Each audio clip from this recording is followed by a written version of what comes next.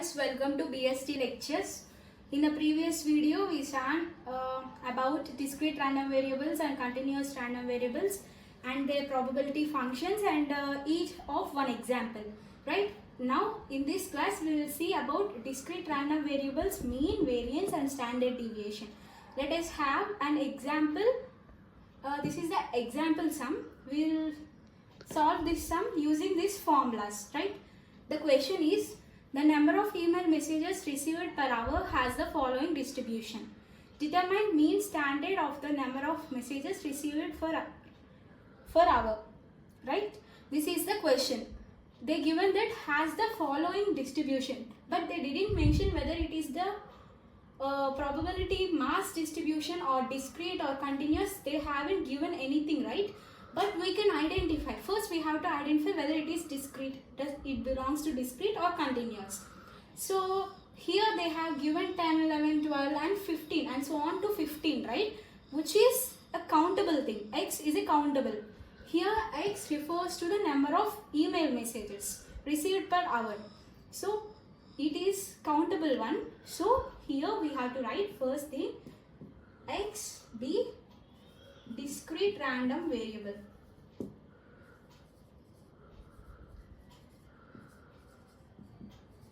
Okay, we have known that X is a discrete random variable. Then what is f of X? Is it probability distribution or probability density or probability mass? As X is discrete, then f of X will be probability mass function, right? So now let us get into the problem. What they have given here, determine mean and standard deviation. We have to find. We are having two questions. First one is mean, second one is standard deviation. First let us find mean. In this type of problems or in this set of questions like discrete and continuous, mean is defined as mu. Standard deviation is defined as sigma, and they haven't given variance, but for finding the standard deviation definitely we will use variance, right? Variance is defined as mu square. Now this is the whole explanation of the problem. Now let us get into the problem. First, mean. Here this is the formula of mean. Mu is equal to sigma x f of x for all x, right? Here for this we have to construct a table to get better understanding. Now let us construct a table. Come on, construct a table. Okay, these two rows info already given in the question, right? Now we have to construct this. You may have got the doubt that why only these rows? I mean, why only these? Because the formula, so suppose let us take mean formula, x into f of x, sigma for all x, right? X into f of x. So we are writing this. For variance, x square into f of x minus mu square, that is the formula, right? So these two rows for that. So for variance also I am constructing the table in this only. Now let us see. X square, 10 square, 100, 11 square, 121, 12 square, 144, 13 square, 169, 14 square, 196, 15 square, 225. If you don't know the squares, you can calculate like 10 into 10, 11 into 11 like that. Next, x into f of x means x into f of x. 10 into 0.08 is 0.8. 11 into 0.15 is 1.65. 12 into 0.30 is 3.6. Next, 30 into 0.20 is 2.6. 14 into 0.20, 2.8. 15 into 0.07 is 1.05. Okay. Next, x square into f of x. X square into f of x. We have to multiply this row with this row. 100 into 0.08 is 8. 121 into 0.15 is 18.15. 144 into 0.30 is 43.2. Next, 169 into 0.20 is 33.8.